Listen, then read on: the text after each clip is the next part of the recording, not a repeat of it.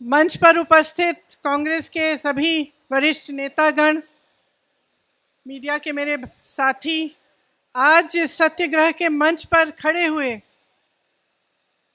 मैं इस देश के नौजवानों को कुछ कहना चाहती हूँ। देखिए, आप इस देश का भविष्य हैं। आपसे बड़ा देशभक्त कोई नहीं है इस देश में। मैंने आप जैसे सैकड़ों बच्चों से बात की, आप जैसे सैकड़ों नौजवानों से बात की। जब मैं उत्तर प्रदेश के एक छोटे गांव में 4 बजे सुबह गिरफ्तार होने वाली थी, तब भी मैंने सड़क पर जब देखा तो मुझे 20-30 तुम जैसे नौजवान दिखे जो सुबह सुबह 4 बजे आर्मी में भर्ती होने के लिए ट्रेन कर रहे थे, दौड़ लगा रहे थे। ट्रैक्टरों पे बैठे हुए मैं ऐसे नौजवानों से मिली जिन्होंने मुझे कहा कि दीदी, उम्मीद छूट गई है, खत्म हो गई है। सालों से हम भर्ती का इंतजार कर रहे थे, अब हम गन्ना बेचने जा रहे हैं। मैं आपसे कहना चाहती हूं कि आपका दर्द हम समझते हैं, पूरा देश समझ रहा है, पूरा देश देख रहा है। लेकिन आप ये मत भूलो कि ये देश आपका है, इस देश की संपत्ति आपकी है, इसे सुरक्षित रखना आपका कर्तव्य है।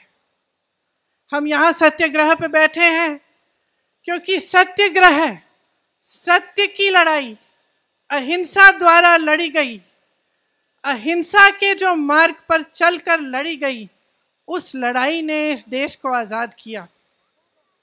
इस देश को आजाद करके आपको सौंपा ताकि आपका भविष्य बन पाए। तो मैं आपसे आग्रह करती हूं कि परिस्थितियों को समझिए, आपके आसपास क्या हो रहा है, सरकार कैसे चल रही है, देश में क्या हो रहा है, उसको गहराई से समझिए। जो किसान के आंदोलन थे, क्यों किए गए, किसान क्यों जागे, क्यों सड़क पर आए?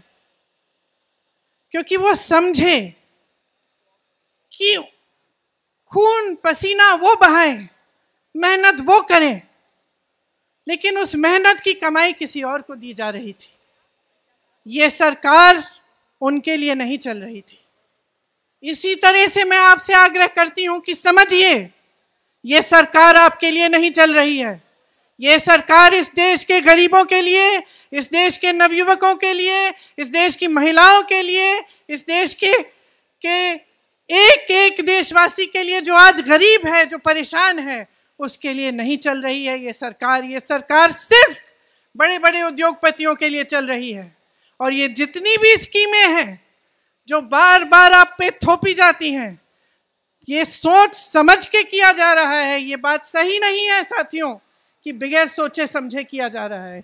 ये सोच समझ के इसलिए किया जा रहा है क्योंकि इस सरकार का सिर्फ एक मकसद है, सत्ता में रहना। सिर्फ एक मकसद है और उस मकसद को निभाने के लिए कुछ भी कर डालेंगे। उस मकसद को निभाने के लिए वो बड़े बड़े सरकारी उद्योग थे, वो इन्होंने अपने उद्योगपति मित्रों को क्यों बेचे? आप बताइए क्यों बेचे? उसी मकसद को पूरा करने के लिए। आपको रोजगार मिलता था वहां से, आपको उन उद्योगों से, छोटे उद्योगों से, छोटे व्यापार से भी रोजगार मिलता था जो तकरीबन आज बंद कर चुके हैं ये, क्योंकि इनकी नीतियों ने, नोटबंदी ने, तमाम नीतियों ने, जीएसटी ने उनको भी बंद कर दिया। और आज सेना, जिसकी भर्ती में का सपना आप देखते हैं, आप अपनी देश की सुरक्षा का सपना देखते हैं, अपने भविष्य को मजबूत बनाने का सपना देखते हैं, आप ये सपना देखते हैं कि बड़े होकर आप माँ बाप को का देखभाल करेंगे, सरहद पर जाकर इस देश के लिए अपनी जान देंगे। आपसे बड़ा देशभक्त कोई नहीं है, मैं याद दिलाना चाहती हूँ आपको। और मैं आपको कहना चाहती हूँ कि जो नकली राष्ट्रवादी हैं और जो नकली देशभक्त हैं, आंख खोलकर उनको पहचानिए। आपके संघर्ष में पूरा देश आपके साथ है, पूरी कांग्रेस पार्टी आपके साथ है। आपने हरिवंश राय बच्चन जी का जिक्र किया, उस कविता की कुछ पंक्तियां हैं। कवि ने कहा है वृक्ष हो भले खड़े घने, हो घने हो बड़े, एक पत्र छा मांग मत, मांग मत, मांग मत। वृक्ष हो भले खड़े, हो घने हो बड़े, एक पत्र छा भी मांग मत, मांग मत, मांग मत। तू न थकेगा कभी, तू न थमेगा कभी, तू न झुकेगा कभी, कर शपथ, कर शपथ, कर शपथ। इस कविता का नाम आपने एक ऐसी स्कीम को दे दिया है जो इस देश के नवयुवकों को मार डालेगा।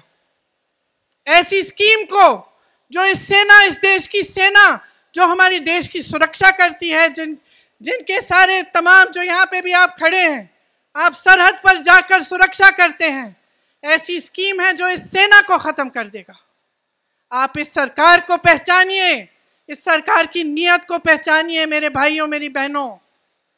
लोकतांत्रिक तरह से शांतिपूर्वक अहिंसा सत्य के मार्ग पर चल के इस सरकार को खत्म कीजिए, इस सरकार को गिराइए।